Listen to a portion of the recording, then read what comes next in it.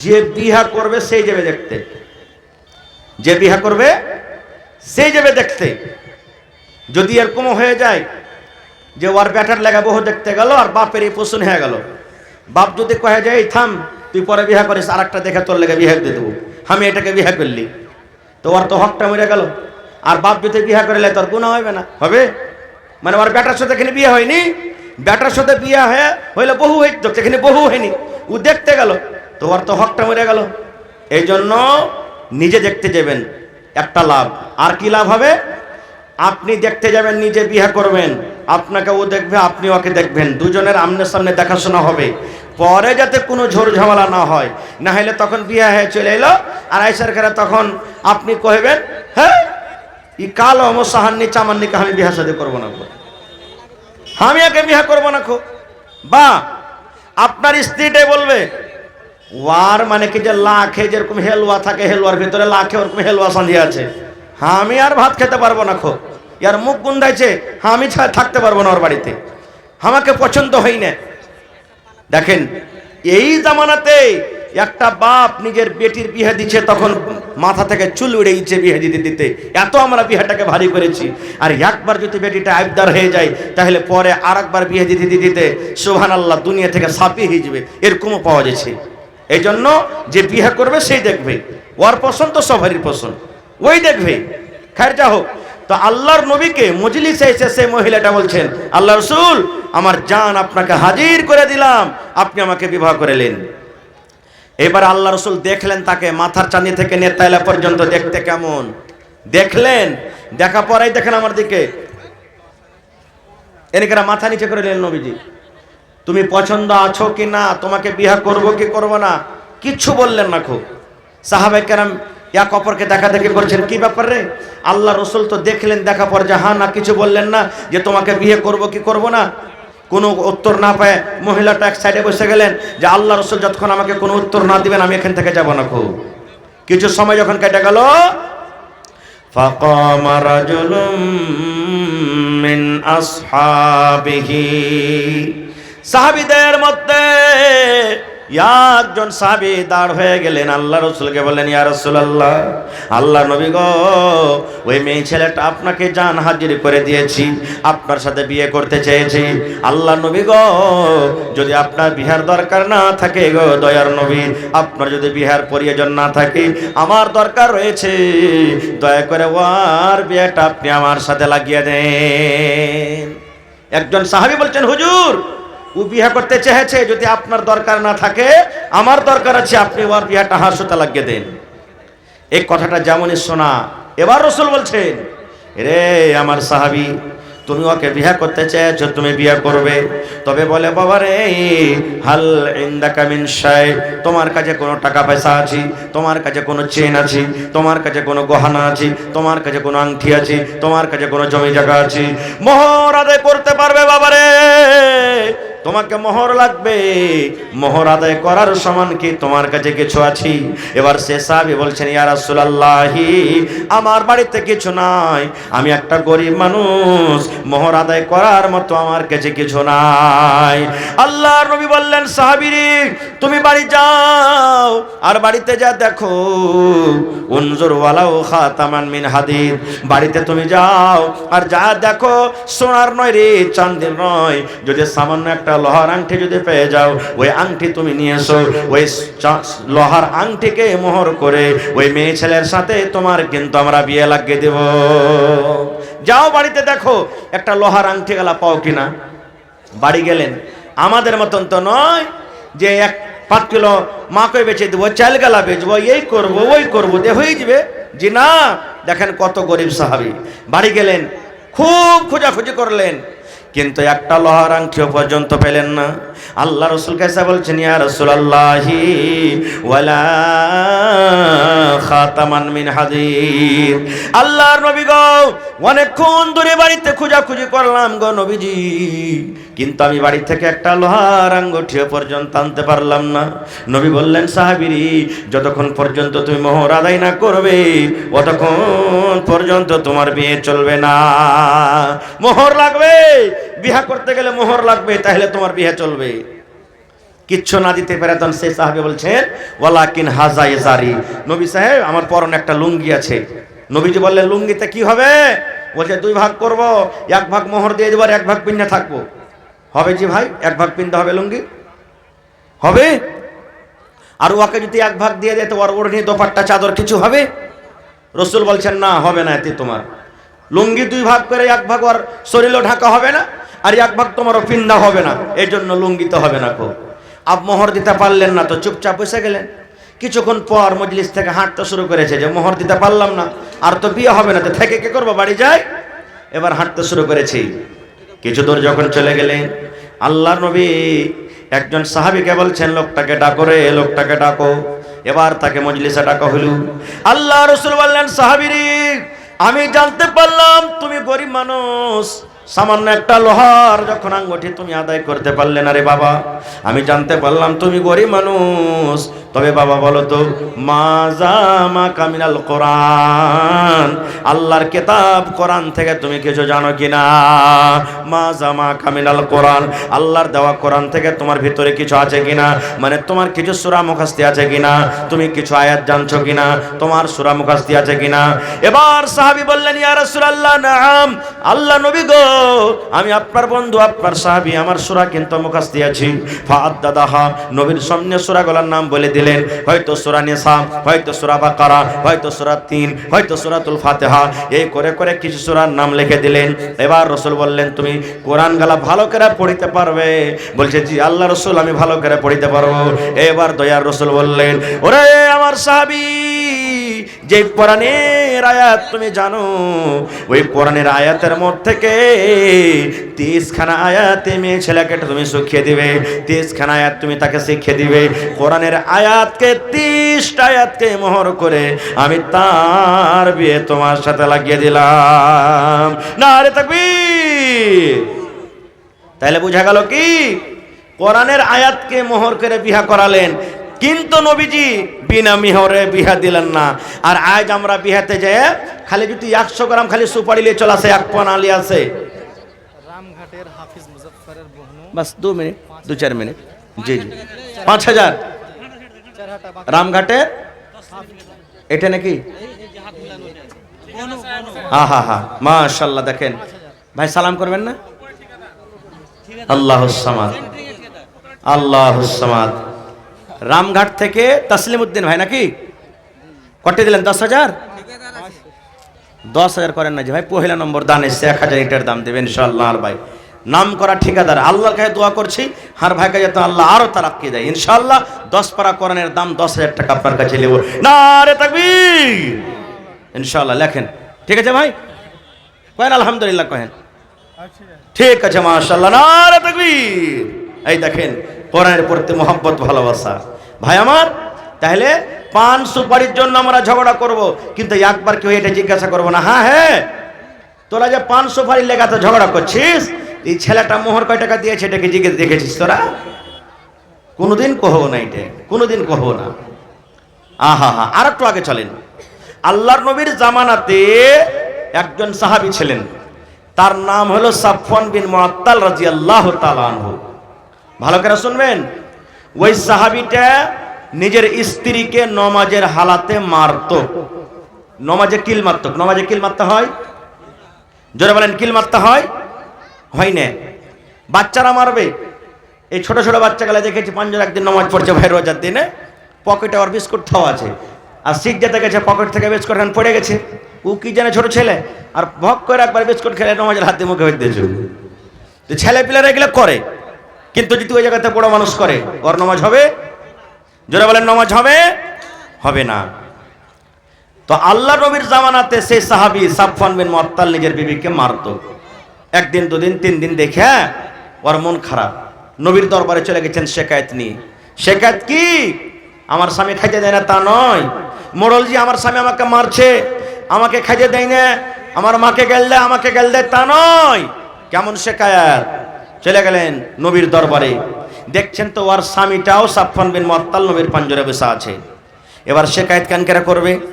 নিজের স্বামীর শিকায়েত যদি অন্য মানুষের সামনে করে, ওর স্বামীটা সামনে থাকে, তো ওকে বাড়তে যে থুবে কিছু ভাই? থুবে?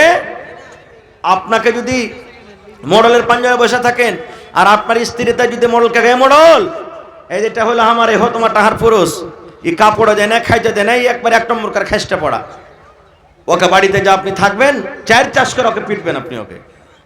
তো সেই মহিলা আল্লাহ রসুলের কাছে গেলেন শিকায়ত নিয়ে নিজের স্বামীর ব্যাপারে, দেখছেন তোর স্বামী নবীর পাঞ্জরে বসে কি করবে, বলছেন না শিকায়ত করতে এসেছি তখন করব। এবার সেই মহিলা বলছেন আল্লাহ নবী গো আমি যখন নামাজ পড়ি গো নবীজি আমার স্বামী নামাজের হালাতে আমাকে মারি, হয়তো আমি রুকুতে আছি তখন আমাকে মারে, হয়তো আমি সিজদাতে আছি তখন আমাকে মারে। আল্লাহর নবী গো আমাকে নামাজ ছাড়তে বলে, বিবিরে তুই নামাজ ছেড়ে দে, নামাজ ছেড়ে দিই। আমাকে নামাজ ছাড়তে বলে, নামাজ কিন্তু আমার এখনো পূর্ণ হয়নি। আমি নামাজ যখন না ছাড়ি নামাজের হালাতে আমাকে মারে।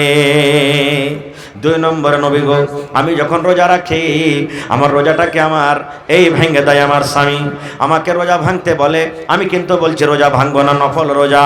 বলছেন আল্লাহ নবী গো আমি যখন রোজাটা না ভাঙি জবরান আমার মুখে পানি দিয়ে দেয় কিংবা আমার মুখে ছাতু দিয়ে দেয়, খাজর দিয়ে যায়, আমি যদি না খাই আমার হাত কানটাকে ধরে টানতে টানতে আমাকে বিছানার দিকে নিয়ে চলে যায়।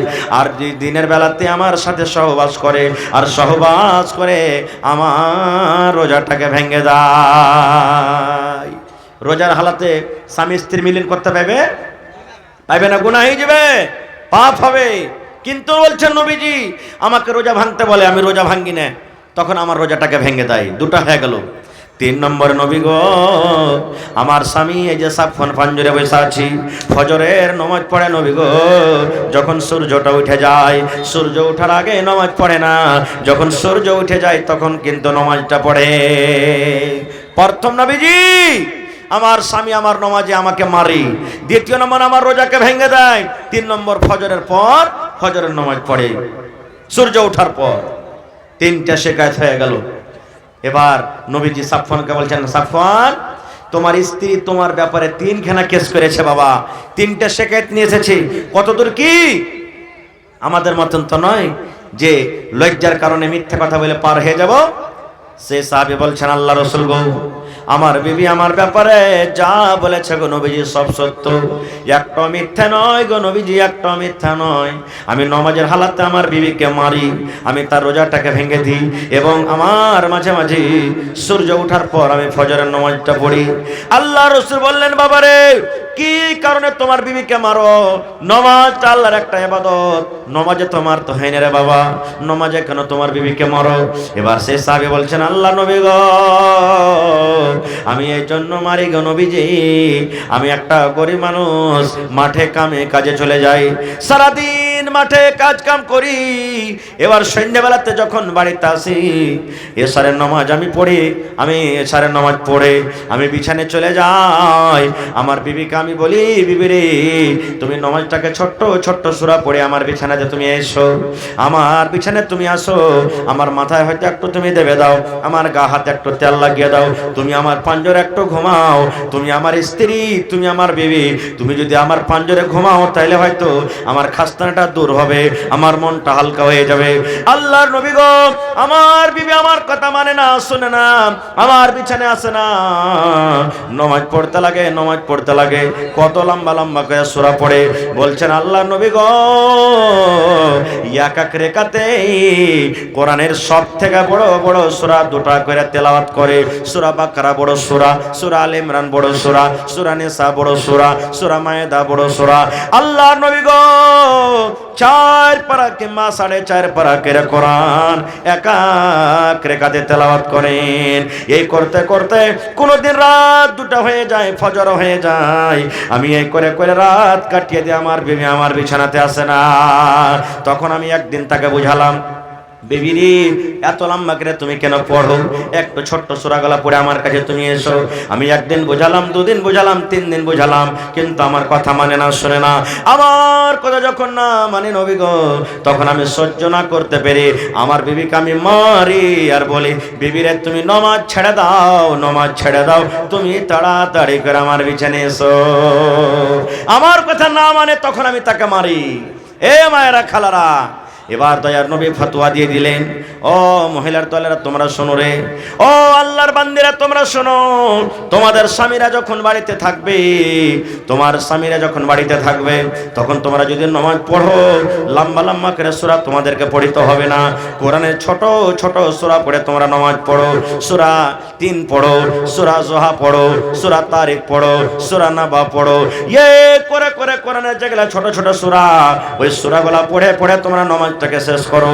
আর নামাজ শেষ করার পর তোমরা নিজের স্বামীর বিছানাতে চলে যাও।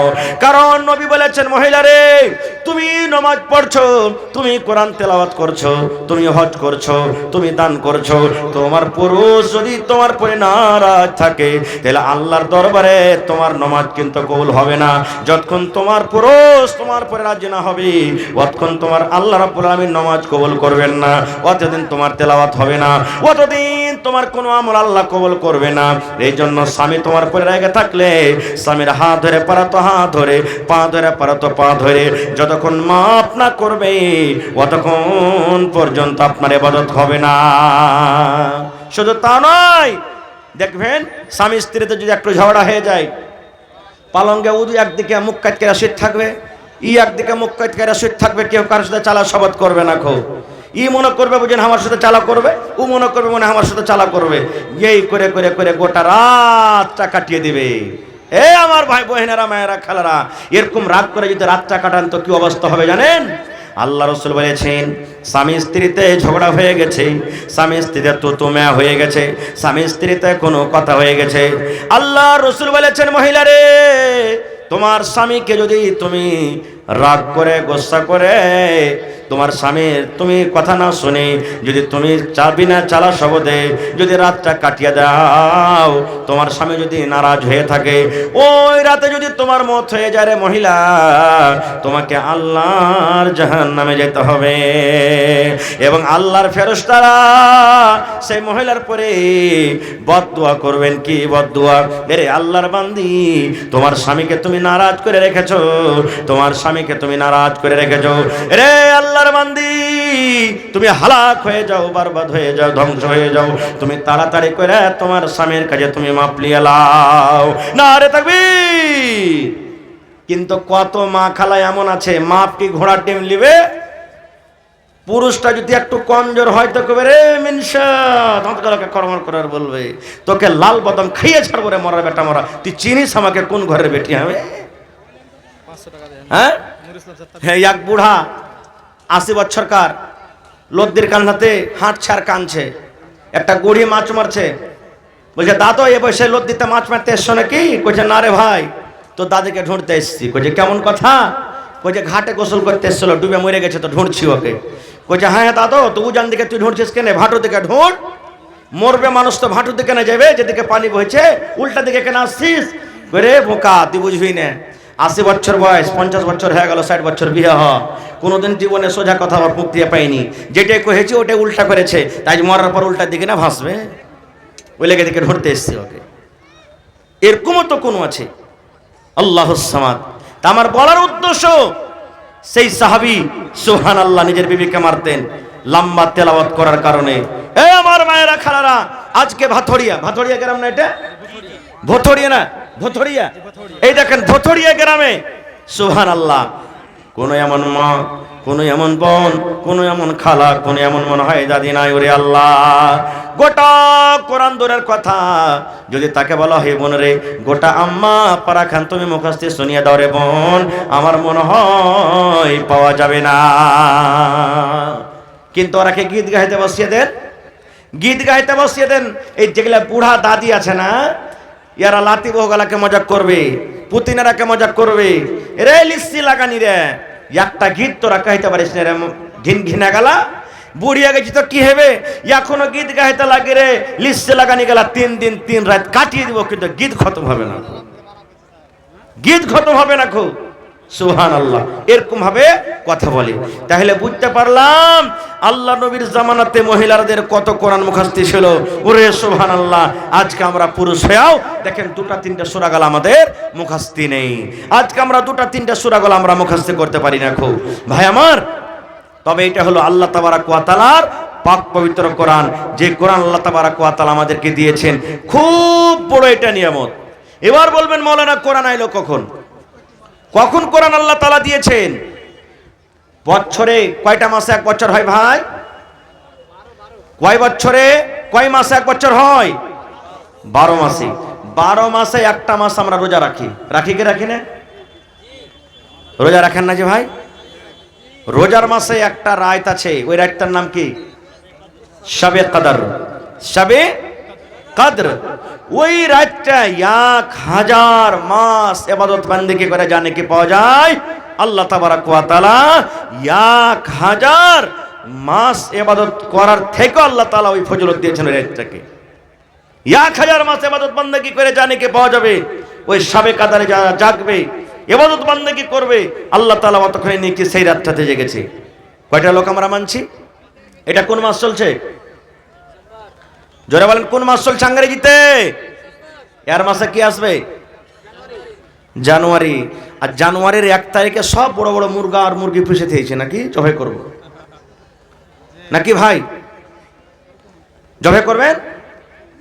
জবাই করবেন? মুসলমানের শরীয়তে ইসলামে কোন মাস থেকে নতুন সাল শুরু হয়েছে বলেন তো আরবিতে? মুহররম। কয়টা লোক জানছি? কিন্তু ওই মাসে আমরা ঢোল বাজাবো, ঢোল বাজাবো। আর জানি না যে মুসলমানের ইসলামী তারিখ শুরু হলো কি মুহররম মাস থেকে, আমরা ওইটা জানি না। আর আমরা মানাবো এই লয়া তারিখের, লয়া সালের 1 তারিখ 1 জানুয়ারিতে মুরগা জবাই করব। আর মুরগা কেন জবাই করে জানেন? একটা কথা আরো বলি, আপনাদের এলাকা তো আশা করছি আছে, আস্তে আস্তে কিন্তু কমে গেল।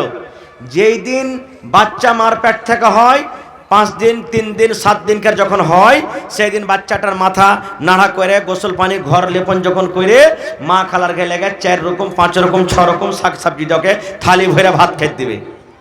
দেয় কেন দেয় জানেন? এই জন্য দেয় যে আজ যদি এই মা যদি ভালো করে 5-7 রকম তরকারি দিয়ে ভাত খেতে, ছেলেটা যতদিন বাঁচবে অতদিন দুধে ভাতে খেবে। শিরক এটা, পাপ। যে ভাইরা মুরগা জবাই করে খায় জানুয়ারি মাসে, এই নিয়তে খায় আল্লাহ আজ 1 সালের প্রথম মাসের 1ম তারিখ আজ মুরগা জবাই করে খাইনু আল্লাহ, যাতে সারা জীবন একটা একটা করে রোজ দিন মুরগা জবাই করে খাইতে পাই আমরা। এই নিয়তে আমরা খাই। ভাইরে, কোরআন আসা পর আল্লাহ তাবারক ওয়া তাআলা সমস্ত বুরাইকে আমাদের মধ্যে থেকে দূর করে দিয়েছেন। তাহলে কোরআন আমাদেরকে শিখতে হবে না হবে না? জোরে বলেন, কোরআন শিখতে হবে না হবে না? 5টা বেটা আছে ভাই, একটা বেটাকে হাফিজে কোরআন করবেন, পরে ইনশাআল্লাহ। জোরে ইনশাআল্লাহ। মুসলমান আমার কথা নাই, আল্লাহ রাব্বুল আলামিনের নবী বলেছেন কিয়ামতের দিন হাফিজে কোরআনকে ডাকা হবে। 30 পারা কোরআন যার বুকে সিনাতে জমা হয়ে গেছে, ওই হাফিজে কোরআনকে আল্লাহ ডাকবেন আর বলবেন, হাফিজে কোরআন রে, তুমি কোরআন পড়িতে যাও, কোরআন পড়িতে যাও, একটা একটা করে আয়াত পড়িতে যাও, আর একটা একটা একটা করে তুমি এক দরজা একটা সিঁড়ি করে উঁচাতে চলে যাও। লিফট দেখবেন আপনারা স্টেশনে এখন লাগা হয়ে গেছে, বড় বড় মাকানে লিফট লাগা হয়েছে। যেমন এই বাটন চাপবেন আপনি অটোমেটিক উঠে যাবে, আপনাকে হ্যান্ডেল ঘোরাইতে হবে না, আপনাকে ফিতা ঘোরাইতে হবে না। যেমন এই বাটন দাবলেন জয় মঞ্জিলাতে যেতে চাইলেন, চলে গেলেন। এই মতো আল্লাহ রাব্বুল আলামিন হাফিজে কোরআনকে ডাকবেন, হাফিজে কোরআন রে, তুমি দুনিয়াতে যেমন কোরআন পড়েছিলে, একটা করে আয়াত পড়ো, আর একটা একটা করে তুমি আয়াত পড়ে তুমি জান্নাতে চলে যাও, একটা করে সিঁড়িতে তুমি চলে যাও। বলবেন হাজি মাওলানা বেটা নাই অত ফজিলত পাইলে, বেটাকে হাফিজে কোরআন করেছে, আর আমি যে কষ্ট করে কাপড় দিয়েছি, টাকা দিয়েছি, ফিস দিয়েছি, কলম দিয়েছি, কপি দিয়েছি, সব কিছু দিয়েছি, তো আমি কিছু পাবো না? আল্লাহ রাসূল বলেছেন, ওরে হাফিজে কোরআনের মা এ বাপ তোরা শুন রে, এরে হাফিজে কোরআনের মা বাপ তোরা শুন। কিয়ামতের দিন নবী বলেছেন, হাফিজে কোরআনের মা এবং বাপকে আল্লাহ রাব্বুল আলামিন সোনার চেয়ার, সোনার কুরসিতে বসিয়ে দিবেন, এবং তার মাথাতে সোনার তাজ পিন্দা হবে, যেই তাজটা সূর্যের মতো ঝকমক ঝকমক ঝকমক করে জ্বলবে। নারে তাকবীর, সুবহানাল্লাহ। ভাই মুসলমান, তবে সেই কোরআন আল্লাহ তাবারক ওয়া তাআলার কিতাব আমাদেরকে শিখতে হবে। আজকে যে মাদ্রাসার জালসা, সেই মাদ্রাসাতে কোরআন শেখানো হয়, সেই মাদ্রাসাতে দ্বীনের পড়া হয়, সেই মাদ্রাসাতে ইসলামের তালিম দেওয়া হয় এবং সাথে সাথে দুনিয়ারও তালিম দেওয়া হয়। তো ভাই, আমার ভাই তাসলিম উদ্দিন সাহেব এই দেখেন রামঘাট থেকে 10,000 টাকা এই কোরআনের জন্য দান করেছেন। দেখি 2 নম্বরে আমার কোনো আর ভাই নেই যে ভাই তাসলিম উদ্দিনের জোড়া আর একটা কলম হবে কোরআনের জন্য, 10,000 টাকা দান করবে। একটা লোক 5,000 টাকা দিবেন, একটা লোক 1 গাড়ি গিট্টি বালু সিমেন্ট দিয়ে দিবেন এবং কমিটির লোককে বলবো মা খালারকে পিন্ডালে চাদর দিয়ে পাঠান, তাড়াতাড়ি করে মা খালারকে পিন্ডালে চাদর দিয়ে পাঠান। আমার মায়ের আগে বলবো আপনারা চাদর ভর্তি করে করে টাকা দিবেন, কান থেকে নাক থেকে গলা থেকে গহনা দিবেন, কাঁসার বদনা থালি গিলাস দিবেন, বালিশ কাঁথা দিবেন, ছাগল বকরি দিবেন। এই যে গত 2 দিন আগে এই মাসের 7 তারিখ, আজকে 9 তারিখে পরশুদিন বানগামা মাদ্রাসার জালসা। ওরে আল্লাহ, আমি বললাম দেখি কোন আল্লাহর বান্দা আছেন এই মাদ্রাসার জন্য 1 কাঠা 1 ডিসমিল জমিন দিতে পারবেন। 2 জন আল্লাহওয়ালা, 2 জন আল্লাহর মুজাহিদ আইসারকেরা বলছেন মাওলানা 1 ডিসমিল করে জমিন দান করলাম। আজকে ভথড়িয়া গ্রামে দেখি কোন আমার ভাই মা খালা দাদি নানি আছেন যে আমি 1 কাঠা জমিন দান করব মাদ্রাসাতে, 1 ডিসমিল জমিন দান করব। ভাই মাদ্রাসাতে লাগিয়ে দেবো আঞ্জর পাঞ্জরে থাকলে, না হলে মাঠে ময়দানে আছে। আমি মাবিয়া খাতুন 1,000 টাকা নগদ, একটা সোনার পান, একখান কাঁথা। এই দেখেন আল্লাহ তাআলা বলছেন কোরআনে, বান্দারে আমার রহমত থেকে তোরা নিরাশ হইস না রে বান্দা, এখনো ইসলাম জিন্দা আছে। না রে তাকবীর, সুবহানাল্লাহ। কোরআন কয় পারা? জোরে বলেন কোরআন কয় পারা? 30টা লোককে দেখবো 1000 2000 করে, 1000 2000 করে 30 পারা কোরআনের দাম। কোরআনের দাম আল্লাহ ছাড়া কেউ দিতে পারবে না। তাই মাবিয়া খাতুন বহিন আমার 1000 টাকা 1 পারা কোরআনের দাম।